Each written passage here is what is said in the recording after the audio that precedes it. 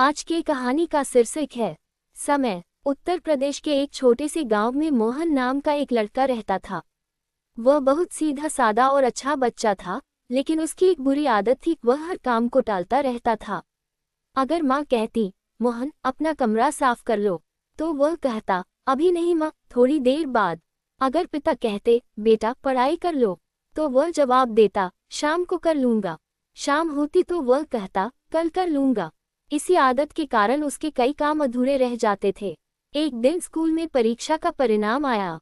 मोहन के अंक बहुत कम आए। उसका मित्र रवि कक्षा में प्रथम आया था।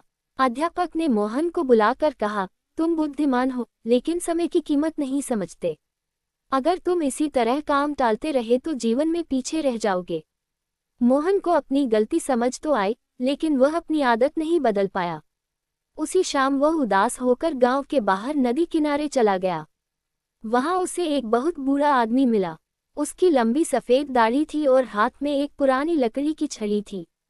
बूढ़े ने पूछा, बेटा इतने उदास क्यों हो? मोहन ने सारी बात बता दी। बूढ़ा मुस्कुराया। उसने अपनी जेब से एक चमकती हुई पुरानी घड़ी निकाली। ये घड़ी तुम्हारे लिए है। मोहन हैरान रह गया, लेकिन मैं इसे क्यों लूं? बूढ़े ने कहा, ये साधारण घड़ी नहीं है, ये तुम्हें समय का महत्व सिखाएगी। इतना कहकर बूढ़ा वहां से चला गया। मोहन घड़ी लेकर घर आ गया। रात को उसने घड़ी को मेज पर रखा और सो गया। आधी रात को अचानक उसकी आंख खुली। उसे लगा जैसे कमरे में कोई चमक फैल रही हो। उसने देखा कि वही घड़ी सुनहरी रोशनी छोड़ रही थी।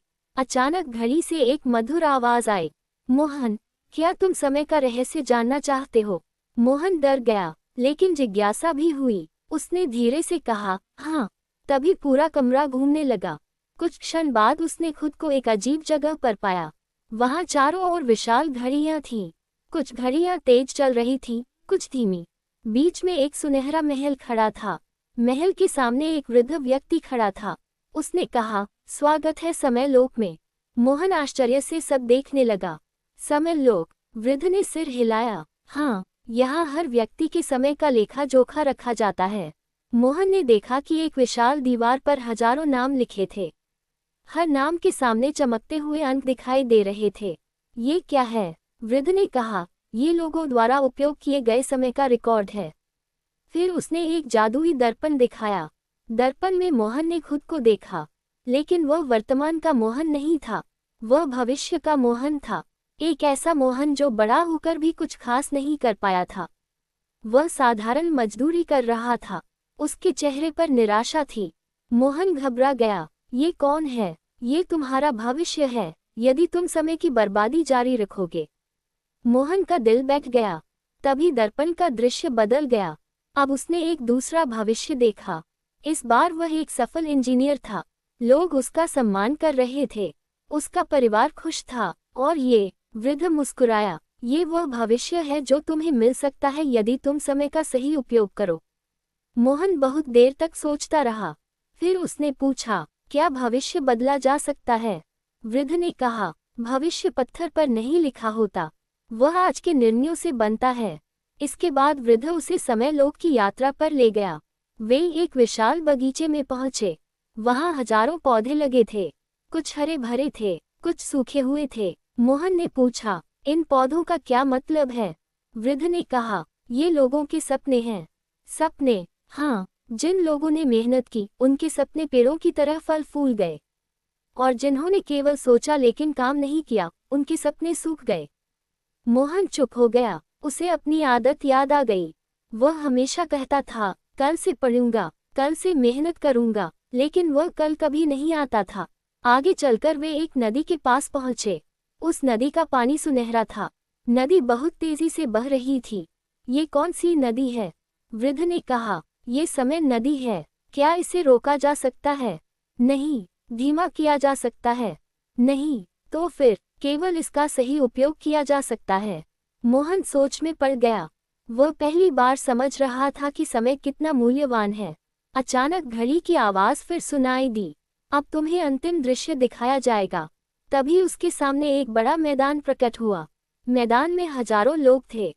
कुछ लोग खुश थे, कुछ दुखी। वृद्ध ने कहा, इन सभी को जीवन में समान 24 घंटे मिले थे। मोहन हैरान हुआ, फिर कुछ सफल और कुछ असफल क्यों हुए? वृद्ध बोला, क्योंकि सफलता समय की मात्रा से नहीं, उसके उपयोग से मिलती है। ये सुनकर मोहन की आंखें खुल गईं। उसे समझ में आ गया कि समस्या उसकी किस्मत नहीं थी, समस्या उसकी आदत थी। उसी समय चारों ओर तेज प्रकाश फैल गया। वह वापस अपने कमरे में आ गया। सुबह हो चुकी थी, घड़ी मेज पर रखी थी, सब कुछ सामान्य लग रहा था।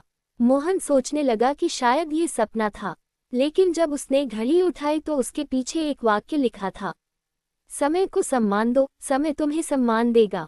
मोहन समझ गया कि यह साधारण सपना नहीं था। उस दिन से उसने अपनी जिंदगी बदल दी।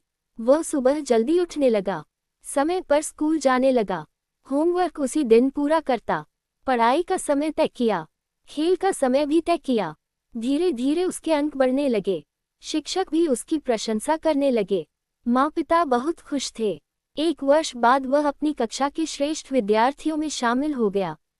लेकिन सबसे बड़ी बात यह थी कि अब उसे काम टालने की आदत नहीं रही।